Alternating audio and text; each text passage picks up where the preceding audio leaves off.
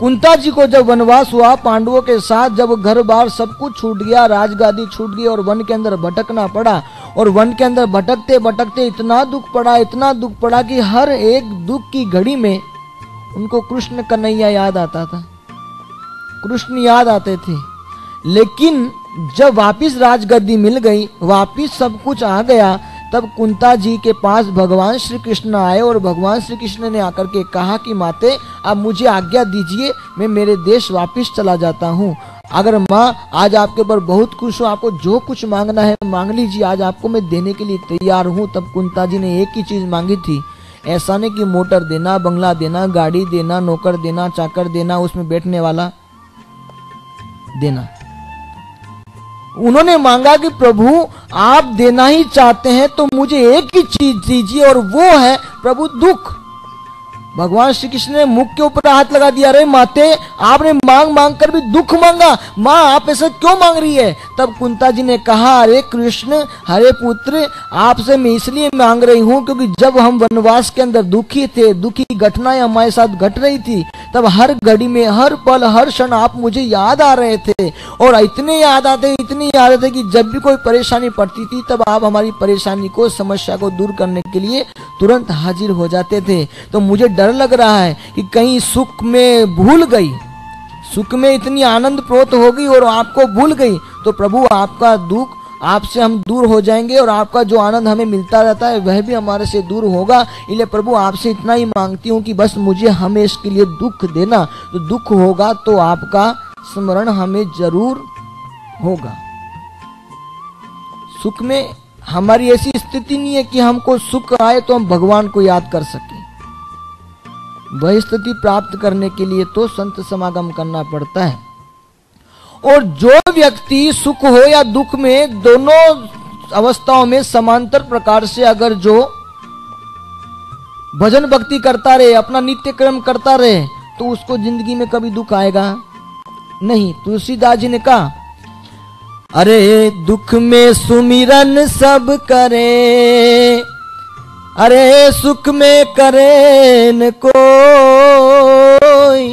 जो सुख में सुमिरन करे तो दुख काहे को होए। सुख में ही सुमिरन कर लिया तो दुख कहां से आएगा। लेकिन जहां जेब के अंदर, पॉकेट में कुछ मनी नहीं आई ना, बस इतनी ही देर है, कुछ मनी आई इसलिए फूल के घूमेगा।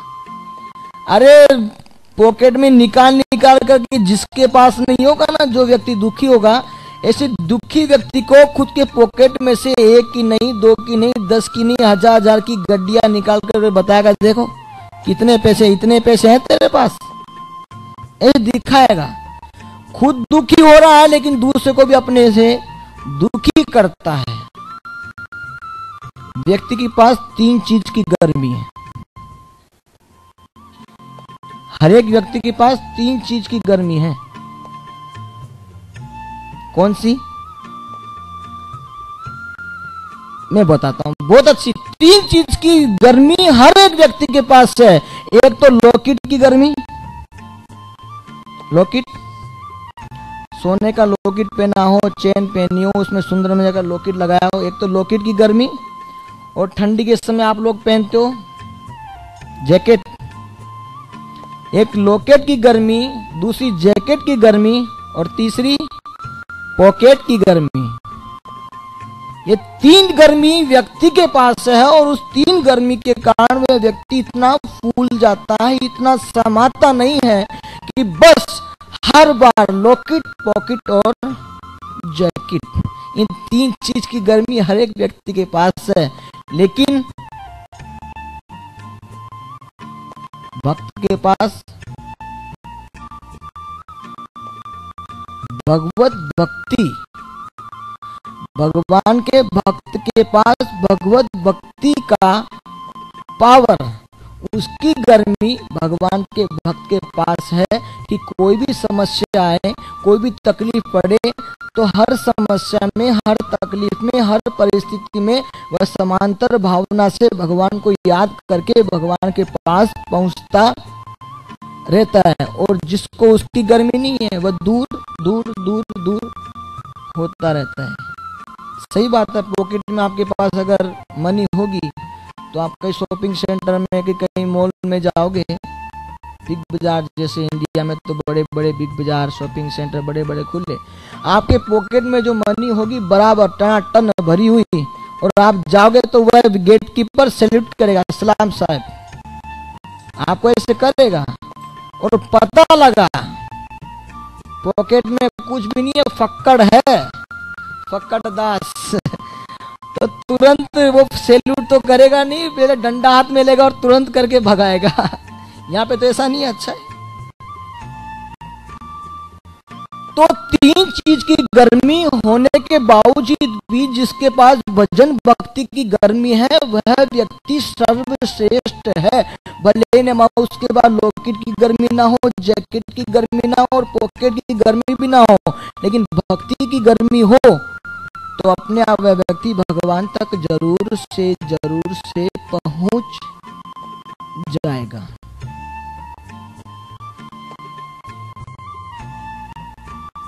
और हम क्या करते हैं, जहां आनंद नहीं है, जहां सुख नहीं है, वहां जाकर के सुख ढूंढते हैं।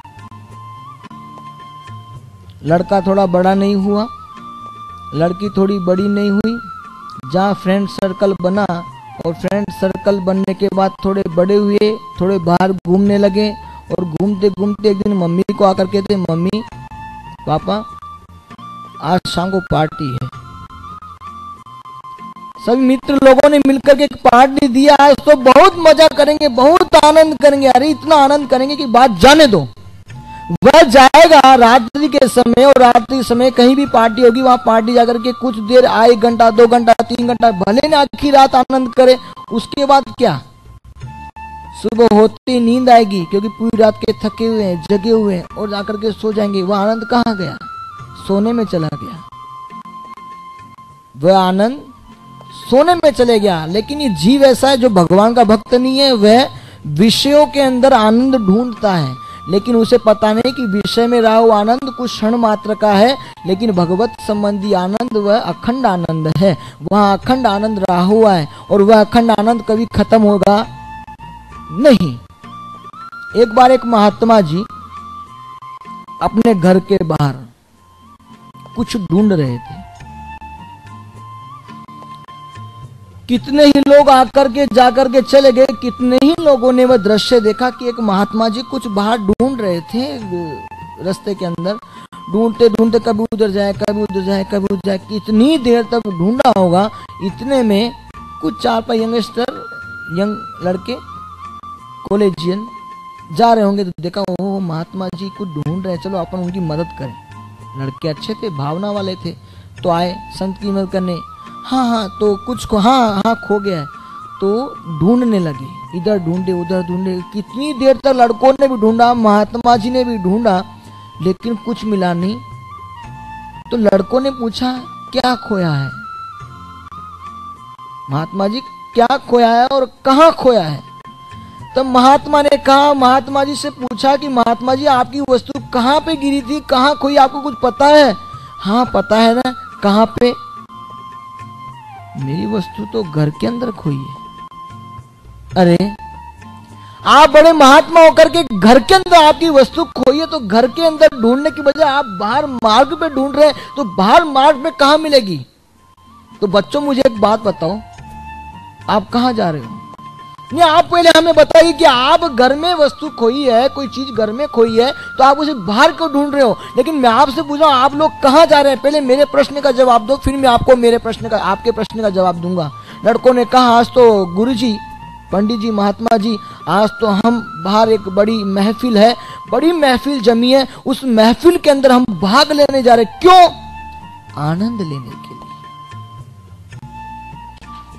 महात्मा जी ने कहा बच्चों मैं आपको यही समझाना चाहता हूं, आप आनंद को ढूंढने तो निकले हो, लेकिन आपको पता नहीं कि आनंद कहां छिपा है। घर में वस्तु खोई है तो घर में ढूंढने की बजाय वह बाहर ढूंढ रहे हैं। उसी प्रकार से जगत के जो लोग हैं, विषयी लोग, वह भगवान के पास जो रहा हुआ अखंड आनंद है उसके पास